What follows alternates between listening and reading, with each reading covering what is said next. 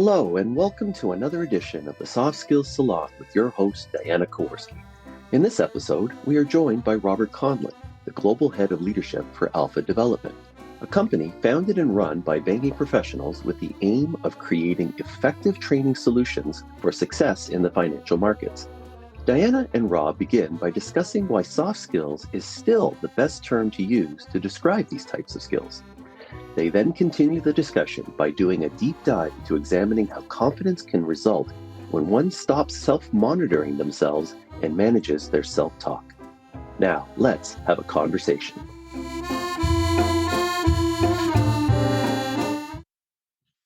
Hello, everyone, and welcome to the Soft Skills Salon podcast, an audible think tank on soft skills.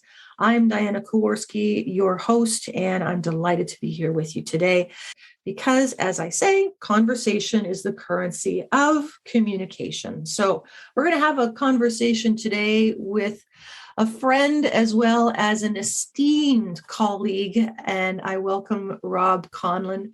And if I may, I will spend a few seconds now reviewing a very impressive background and career that Rob's going to be speaking from. He's an experienced educator and thought leader on the subject of interpersonal skills in the financial services arena.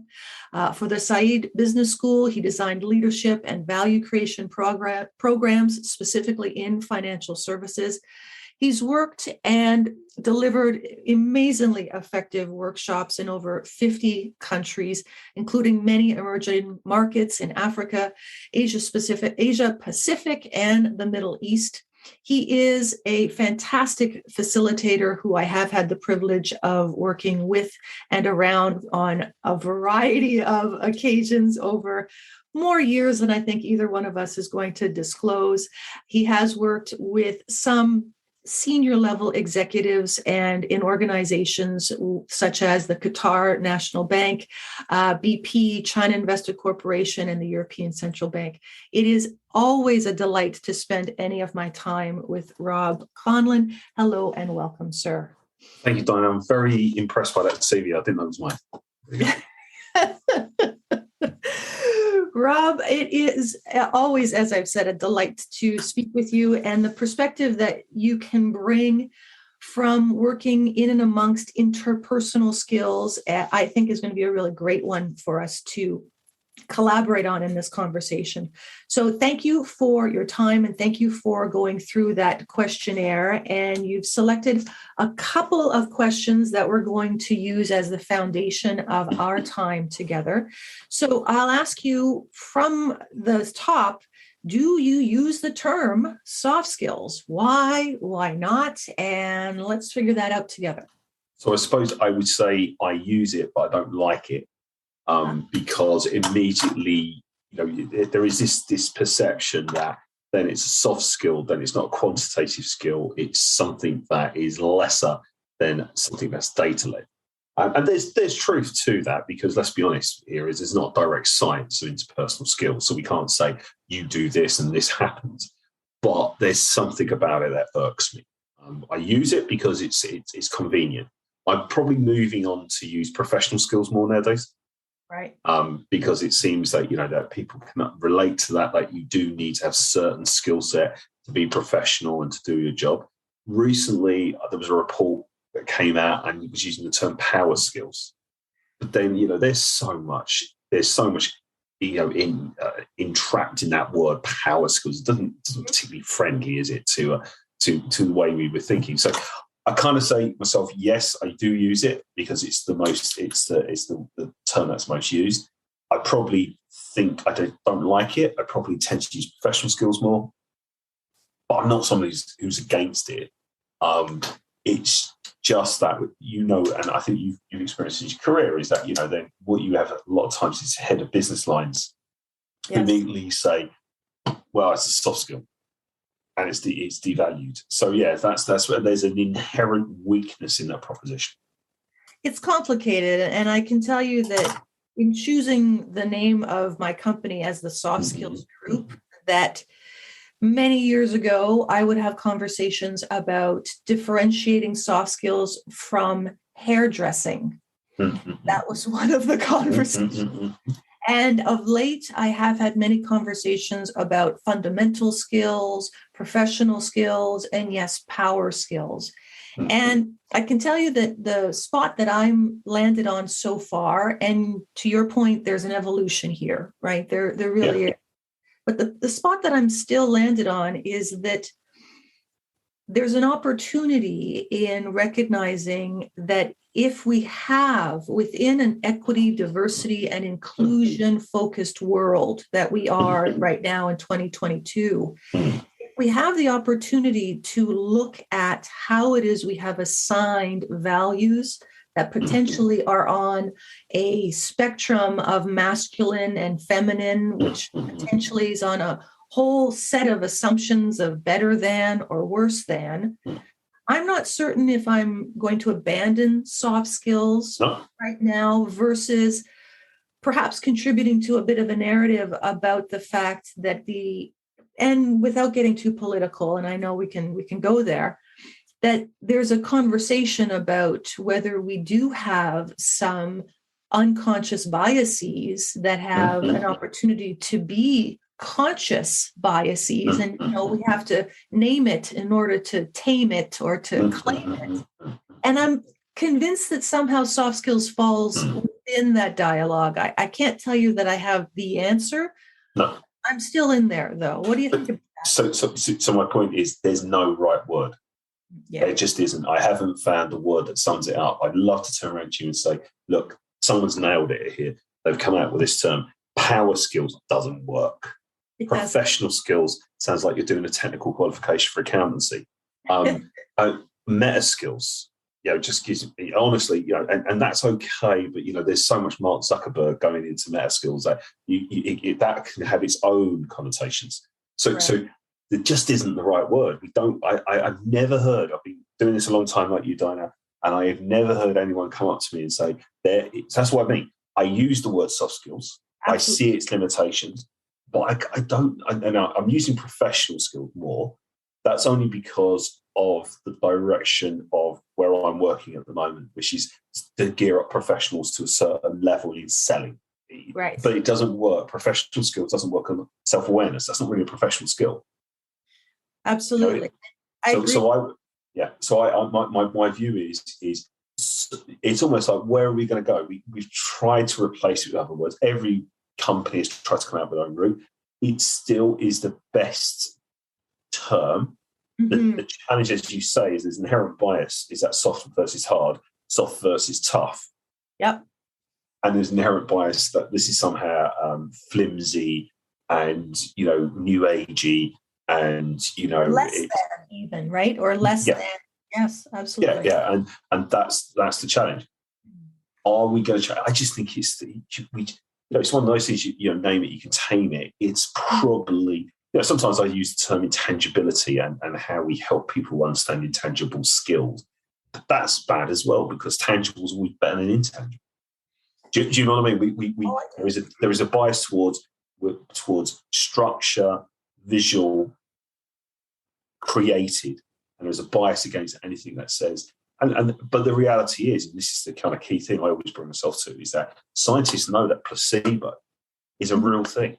That placebo is data, that you can't, they know that you give somebody a headache pill and the doctor is pleasant, trustworthy, advising.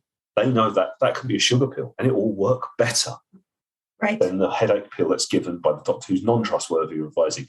So I sometimes like to use the word placebo because I think it helps people understand that placebo is not. We get this impression that placebo is something. It's kind of weird and not scientific. It is scientific. Certainly. We can measure placebo, and placebo is what we teach because we're teaching people how to do that relationship stuff. Now you're right. It can't be measured. Very interestingly, if you read the book The Trust Advisor, they try and give the trust equation.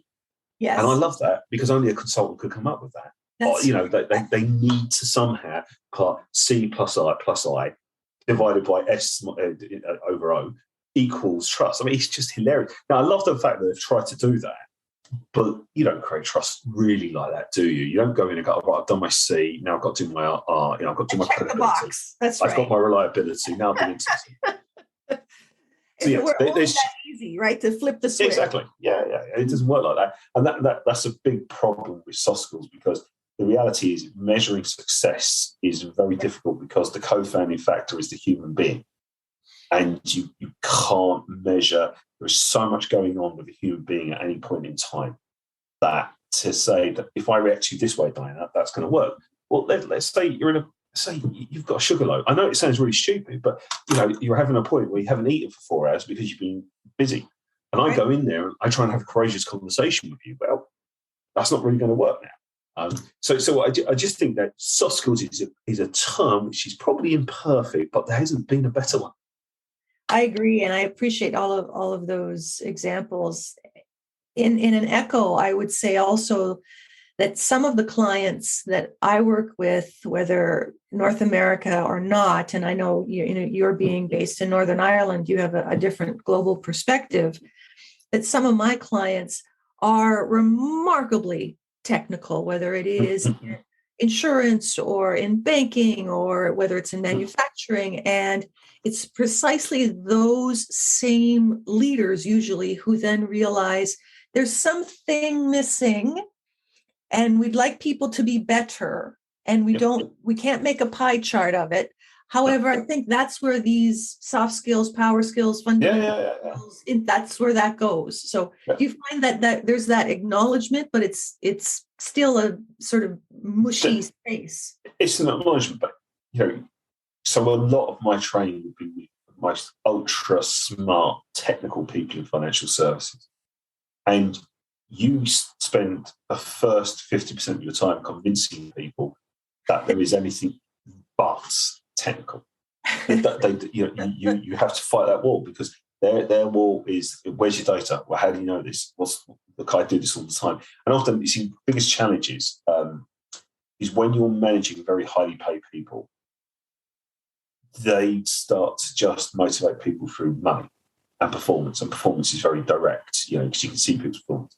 And everything else is then seen to be a bit kind of, do we really need that? Does anybody need these people are very self-sustainable, they're very successful. I don't need to, be nice with my feedback. I don't need to motivate them because I just get that. And so what I find in often those most technical of organizations, terrible soft skills, like just the worst. I find that if you go, I go many, many years ago, my first management job was in a call center in the UK, managing salespeople. I was in Barclays Bank in the UK, and we got lots of training in soft skills, because motivation wasn't just money.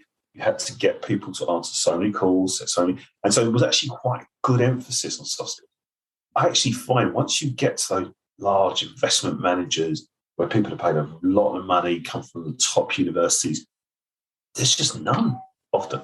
Rob, let's continue with this great conversation, and let's talk about the next question from the questionnaire that you selected. And that was a question that I find really interesting. And it says, how do you define confidence? So what is your current thinking on confidence? Yeah, I think this is really interesting, because I've gone through some experiences where I've lost my confidence in certain things and where I've gained more confidence in certain things. Personally, to me, and I come up with quite a technical definition, it's confidence is when you are not self-monitoring. So when you are truly confident, you're not thinking about what you're saying, how it's reacting and landing. You're not doing this constant questioning. When you're not confident, what happens is, did I do that right? Did I react to that person the way that person reacted to me?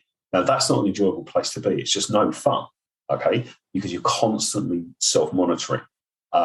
And it takes a lot of effort. If you think in cognitive display, that you're not only having to broadcast and talk, but you're having to monitor how you're doing it. And generally that messes you up, because you feel nervous, because you feel unconfident. And so I would think that, my version of confidence is when you're in that flow moment, and use that term. And that doesn't mean, I think people get that wrong. That doesn't mean being entirely spontaneous, because I actually, getting into a flow moment, I have to be reasonably prepared. But yeah, there's times in my life. I mean, naturally, I've got an ability to be in flow moments. And I realized that very early on in my career that I could, to use that work term, I could wing it. I could go out there and people would come to me like, how did you prepare? And I would just go, no, I didn't prepare at all. And I had a lot of fun doing that. And then I messed up and realized that, you can't, that's not sustainable. So I think, flow moments is when you've just prepared, you're in the zone, you're in the moment, you're just in that. It's a lovely moment to be in, where you're just in this kind of, I don't know, you're not thinking about what you're doing, you're just going. But you're coming from often a prepared source. So I don't believe that confidence is innate. I think for some people it might be. I don't know, just thinking about it, I think most people who've got confidence, maybe this is getting controversial, I think it comes down to your childhood often, and how you... Oh, I see, yes. Yeah, and how your parents interacted with you and how they instilled that to you, because, that can be part of it. But I think confidence on an everyday level comes from the fact that you are not self-monitoring. But I saw this recent thing on LinkedIn about self-sabotage. Oh. And the idea that, and this goes into kind of areas, I've been there before. Am I worth it? Should I be doing it? And you kind of sort of, you kind of sabotage yourself to kind of show yourself that you don't have to stretch yourself. Because, I mean, that's a real challenge. And you see, you can be confident, but the problem about confidence is to grow, you have to go through periods of lack of confidence, don't you? There's a lot. Yourself. Right, absolutely. And if I harken back to some of your original comments, I think there's a lot for us to explore. So what I heard you say is that when you are not self-monitoring, and that's monitoring that I understand is in the relationship that we have with our own self-talk. Yeah.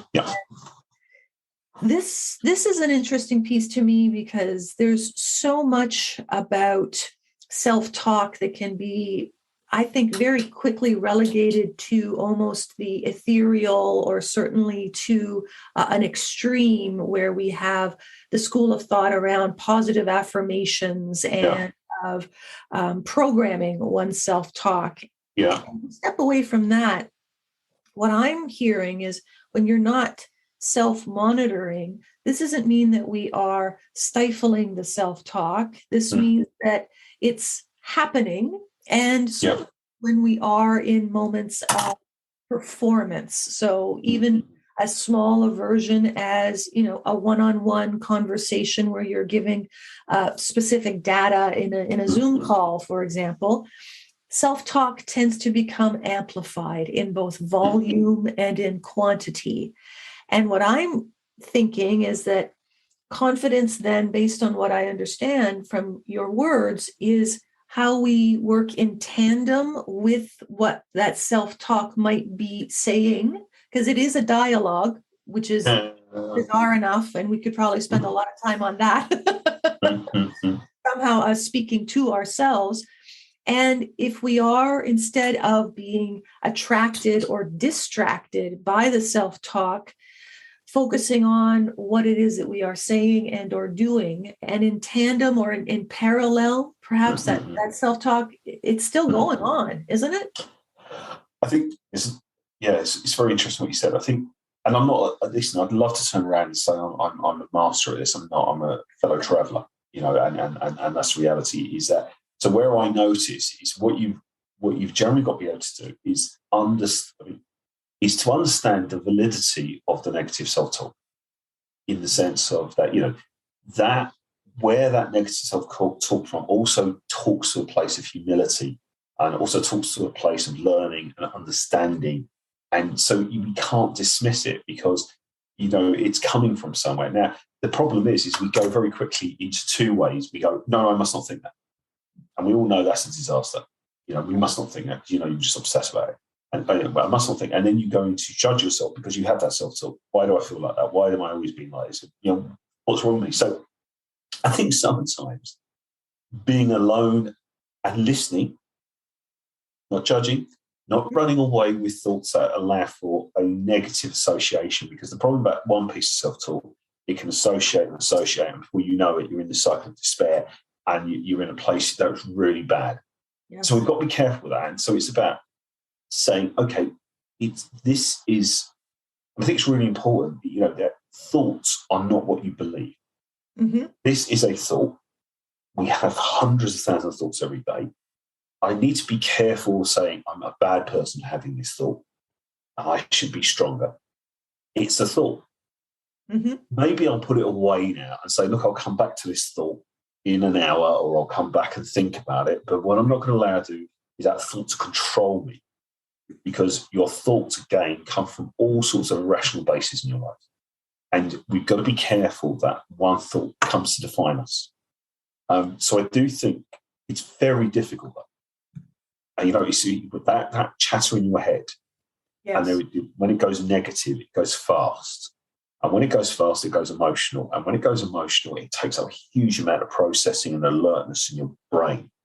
But sometimes living with that negative self-talk, understanding that, I don't feel confident in my new job, that speaks to a really positive emotion, doesn't it? That I realise I need to learn a lot to do my new job. Now, if you were completely out of narcissist, you'd never have that thought. You just go, I can do it.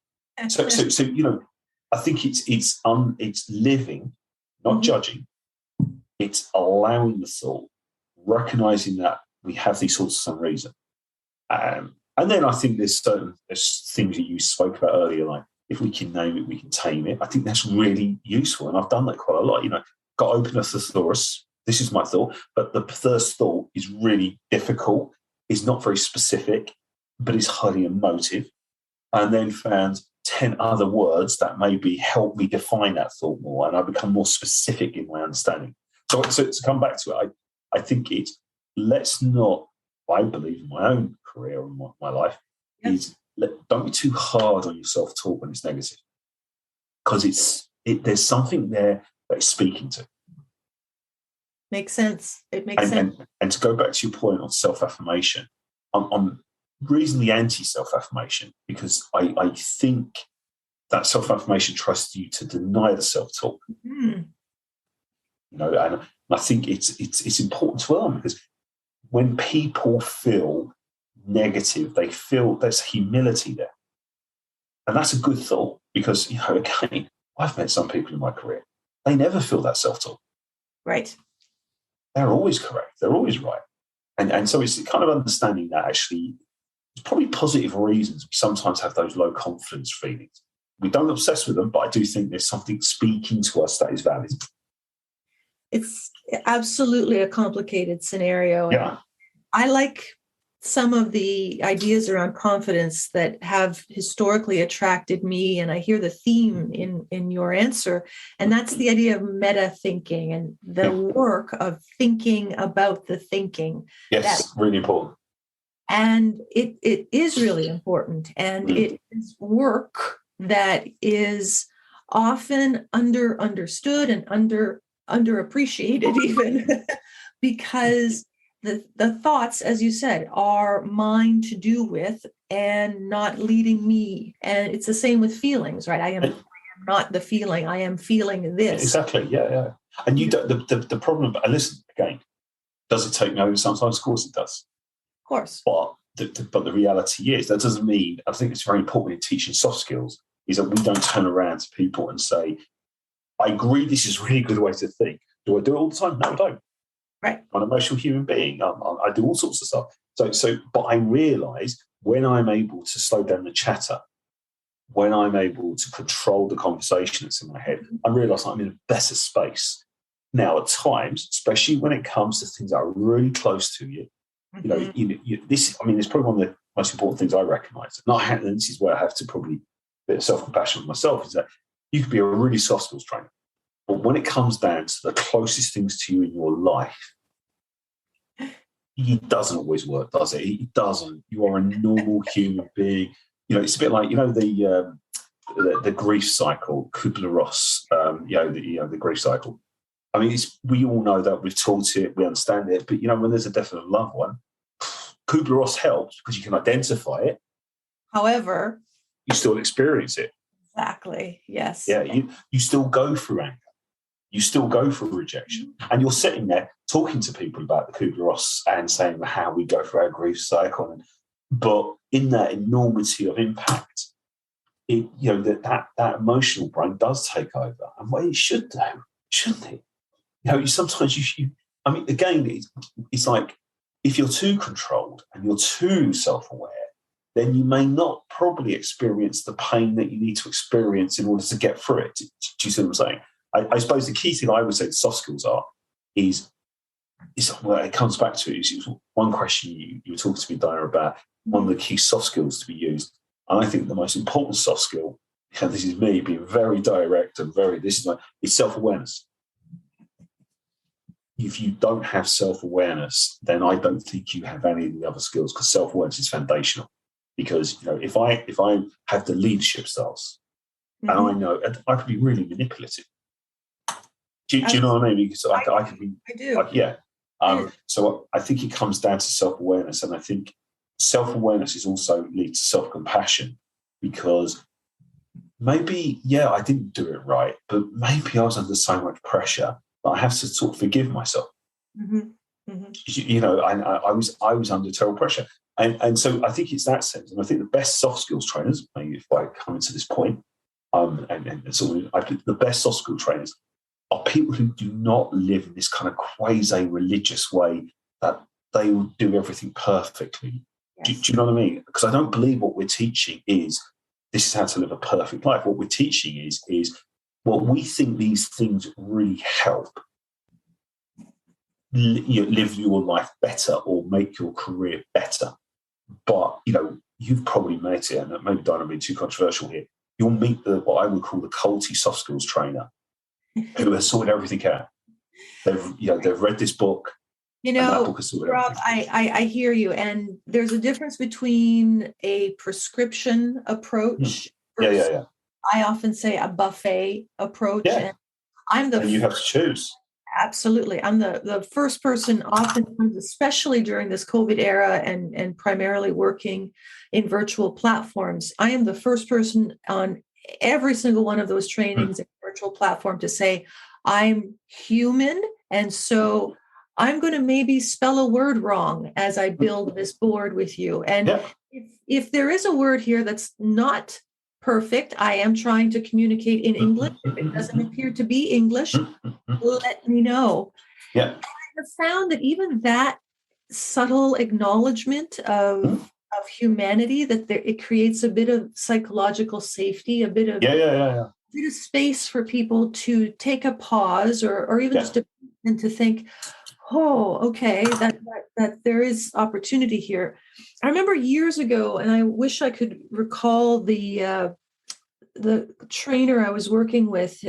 She was a really talented woman based out of Australia, and she had this lovely way of framing technical skills or non-soft skills. She would say that we practice in the hopes of perfection, right? We practice in the hopes, if we are, in internal audit, or if we are a hedge fund manager, or if we are in supply chain, we practice to get to perfect, right? That's the idea. And she differentiated non-technical, another term for the soft skills, right, as practice to being imperfect. Very good. Keep practicing. Yes, that's excellent. That's excellent. Isn't that? I think that's superb, because I think that's the reality of it. I'd love to say there is a scientific prescription to doing it. And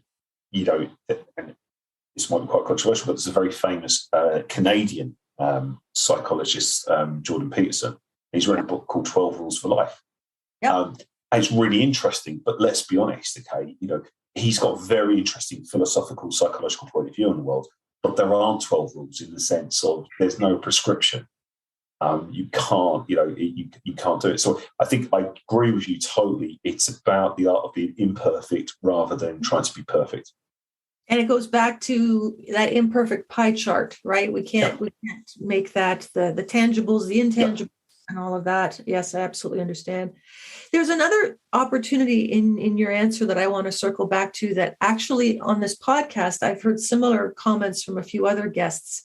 And that is the relationship between confidence and some preparedness. And I'll ask you to comment on that, because I can tell you that when I'm teaching executive presence or presentation skills or any of those themed kind of how we are perceived by others, how to do the sales pitch kind of training that I know you do as well. The feedback that I'll often get if I ask people to engage in an exercise or to, in a specific time allotment, to produce a piece of language or to do a presentation, always, I didn't have enough time to prepare. I would have spent 3 days preparing. This was a setup. I have, would have been much better had I prepared. And so I think there's a connection there between confidence, especially if we go back to the idea of when you're not self-monitoring, and the ratio maybe, or the relationship somehow to being prepared. What do you think? It's very interesting. I think this is no science to this. This is my view. I think that the more introverted you are, the more prepared you need to be when it comes to presentations and sort of public demonstrations, because the spontaneity will kill you. Now, you can over-prepare, because the problem about it is it's a conversation. So there is an issue here. I also think that somebody who's a natural extrovert like me under-prepares, and it's not been a blind spot, it's been a very self-aware spot for me for years, that I will go in and I will then fail because someone asked me a data question and I haven't prepared the data. Right. And, and I get killed by the data-orientated person in the room. And so I'm a big fan of preparation nowadays. After all these years, I think you have to prepare. What I don't think you can do, and this is the biggest problem, is you can't prepare for the reaction. And that's the big thing that people try and prepare for. They have another AC slides. What about if you ask me this question? What about if you ask me that question? You can prepare your message, but I can't prepare the reaction. And the problem is people, if they get very nervous, will get obsessed about what they can't prepare. And I think it's really important. It's probably, as we come to the end of the podcast, Diana, it's something I always really get across to people, is that, you are not your message. Right. The message is independent of you. So what can you do when you go into that big pitch? Well, I can make sure I've agreed the objectives of the pitch. I've agreed who's going to be in the room in the pitch. I've agreed the structure of the pitch. I've agreed on who an outsider is going to do the pitch. Yes. I can do all of that, and that's great. And do you know something? That's fantastic. I can prepare all that. The rest of it, it goes back to what I can control, what I can't, and give me the grace to know the difference. And that comes into, if we talk about fundamental issues of confidence we're speaking about, if you look at it fundamentally, I think in life, it's about understanding there are areas of your life that you can't control. And it's very difficult, and it makes us very nervous and very stressed because we don't know what will happen in those situations. But it's understanding, prepare what you can control. Yes. Get that right. And then expect all the parts of that pitch that you can't control. And the problem for many people is the anxiety about what they can't control. And it's not just in pitching, it's everything. It's the anxiety of what they can't control. That's what really, really undermines it. But it's learning to understand that there are parts of our life we can control, understand, and prepare. Yes. And understanding you can't prepare the reaction.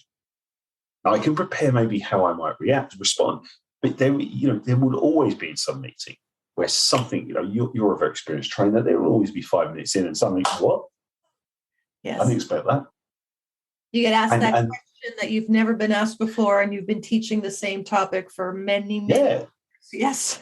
Yeah. And suddenly you're like, what? And see, so I believe in preparation, but you also must be agile. And it's the only way you can be agile is recognizing that preparation cannot be 100% because you can't control the reaction. I think agility is a greatly underappreciated result of self-awareness. If I were to give you an equation, if we develop self-awareness, the agility in order for each of us to improvise when we are in the spotlight, because part of what I also ask people to recognize is certainly the control versus non-controllable, and how to depersonalize as a result of that. Because as you say, you are not your message. So if you have that just initial layer of depersonalizing, suddenly it means that you and your audience or you and your co-conversationalist can be on the same side of the topic or on the same side of the slide deck or on the same side of the pitch of the solution, etc. And seeing that opportunity of alignment, I think there's space there for that agility and improvisation. You know, the final thoughts I'll say before we wrap up, Rob, is that interestingly, I am remarkably introverted. And I know in my own work, when I rise to the occasion of training or facilitating, that it is my ability to think on my feet that is somehow connected to the thinking that I do as an introverted person. It you know, part of, I think, why I do what we both do. Then by contrast, having worked with you, that extroversion that you bring in how it is that you can improvise and how it is that you can speak to topics that at times I know both of us have been, well, not necessarily as informed as we could have been. That's the art being trainer. But I think the key thing is the self-awareness part. By now, and what the self-awareness is I'm an actual extrovert, and overdone strength is your weakness. And so over my career, I have learned that where I have overdone that extroversion, I've created weakness in what I've done. So I have to be constantly aware that, you know, my sweet spot is going into a story and making loads of people laugh in the room. And it's something I can do very, very easily. And when I'm in that sweet spot, I've seen it, Rob. It's fantastic. Yeah. and I can spend all day there. Yeah. But that is my weakness, because you see, on the other side of that, what happens is people may not take you seriously. They might think you're a bit of a joker. They might think you're too casual, too informal, and too full of themselves. And so I've seen where I have allowed perceptions of myself obscured because I've gone into my sweet spot. And that's great, and that's fantastic. But I suppose the key thing is, as we're talking about confidence as we sort of finish off the podcast, is I suppose I keep coming back to that. Your natural place, your strength, right? Overdo it becomes your weakness. And that's where an introvert who prepares too much will overdo the preparation. Exactly. Who will go into funny stories all the time, make everyone laugh, but maybe not make a serious point. That's my weakness. So I had to become, and especially since COVID, and my last point is that you were asking me about things that have changed since COVID. Yeah. I've had everything from, like, you can't move on a Zoom call. Right. You know, everything you were taught in the old world, move your hands, get big, own the space. Suddenly, you're sitting there and you realise you can't move, because if you move, you're going to put people off. You realise suddenly you can have no informal chats because it's got to be, Mark, if you could, and everything is very formal. Now, I find that tremendously frustrating. But the agility piece is, what are you going to do? So I suppose my last point there is that, yes, I think it all comes down to self-awareness. Once you have the self-awareness, then you can start moving on. I think there's a problem. And when I mean self-awareness, if you're only aware of what's the bad talk and what's the negative self-talk, then that can become incredibly destructive, because unself-aware people will beat you in your career because they don't have that self-talk and they move on, or you become incredibly unconfident with that information. So right. I think self-awareness it has to be combined with self-compassion and understand where that comes from and understand the good reasons you think. And then I think, everything else flows. That turn of phrase, overdone strength is weakness, is one that I'm going to mull over for a while. There's a lot in there. So, Rob, thank you so much for that. And thank you so much also for all of your time and perspective that you've offered to this conversation and to this podcast. It's been a real pleasure. I know you did make reference to at least one resource earlier.